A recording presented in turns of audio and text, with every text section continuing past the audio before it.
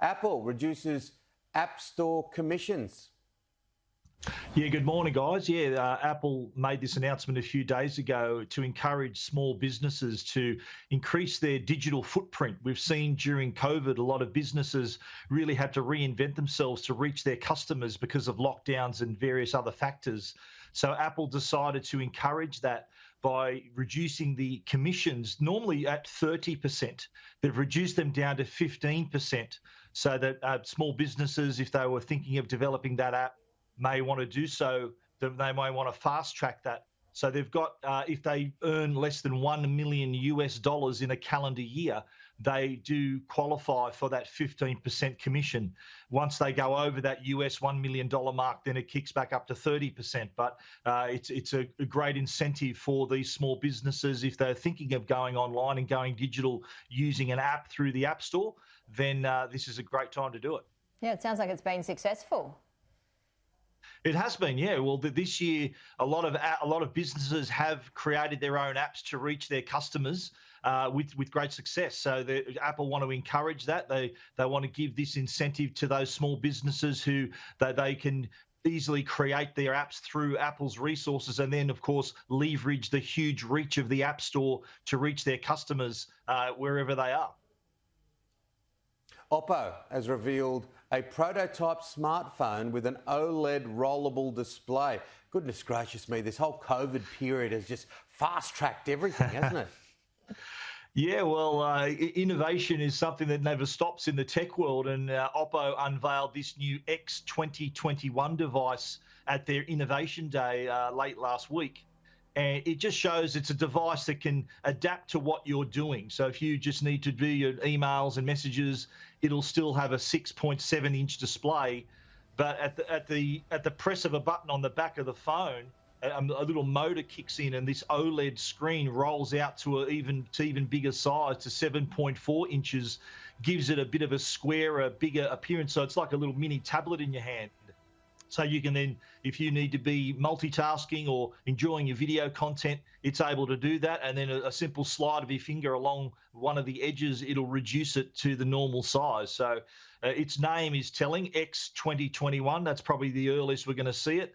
And expect to see others. We spoke a few months ago about TCL having a similar expandable, rollable screen in the similar fashion. So next year, expect to see a fair few different form factors when it comes to smartphones.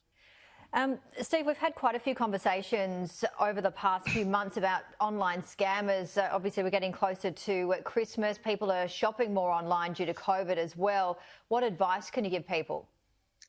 Yeah, it's the busy shopping period's going to kick off this week. There's going to be a lot of sales for Black Friday. That's this week. It's followed by Cyber Monday, and that really just kicks off this Christmas online shopping period. And Cybercriminals are a very opportunistic bunch. They know that a lot more people are going to be shopping online. They're going to increase their efforts to help gain information for credit card fraud and identity theft. So Norton LifeLock came up with some tips here to ensure people stay safe online. First is to shop at a secure website. Make sure you're looking for the in the header bar, the HTTPS before the address. S at the end of that stands for secure. Also, do your research. If you've just come up to seeing this brand new website, never ordered from it before, do your homework. Check their privacy policies, their security policies, and also ensure that the URL is correct. It's a common scam for cyber criminals to create an identical shopping site to sites that we know and love, and you think you're shopping at the real site, whereas it's a fake and you're just giving your money away. The other big rule of thumb is to remember, if it's too good to be true, it is too good to be true. So just be very, very careful. Yeah, and it's going to be really interesting to see whether we see more bricks and mortar style shopping this summer. And when I say that, I mean people going into shops because they've been starved by it or from it for so long, particularly in Melbourne. Absolutely, yeah. I think a lot of people don't get me wrong. There's still going to be packed shopping centres. Not everyone's going to shop online. The stats show that 57% of Australians are doing more online shopping than ever. But that's not to say that bricks and mortar stores are going to be deserted. There'll still be a lot of crowds at shopping centres, especially for those people who they prefer to touch and feel the product, try it on before they actually put their money down. So that'll still be happening. There'll be a very busy period with the bricks and mortar stores for sure this Christmas. Yeah, I think a lot of people are desperate to get out of the house and just go and do some shopping and really, appreciate going to the shops even more. But yeah, very interesting what you said about the scammers and how intricate they make some of their websites look, because, gee, you can really get fooled, can't you? Easily, yeah. These scams are becoming even more sophisticated. We've really got to have our guard up, just to make sure that the sites we're shopping at are safe, they're secure, and they're the real thing.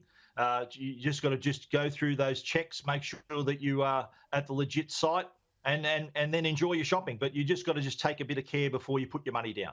Yeah, opportunists are absolutely everywhere. It is interesting, getting back to that other topic about Apple stores. I was there at one of the shopping markets, supermarkets the other day, and it's like a lineup to get Rolling Stones tickets, isn't it? There's always a lineup going out, and they have to shuffle it across because of the social distancing.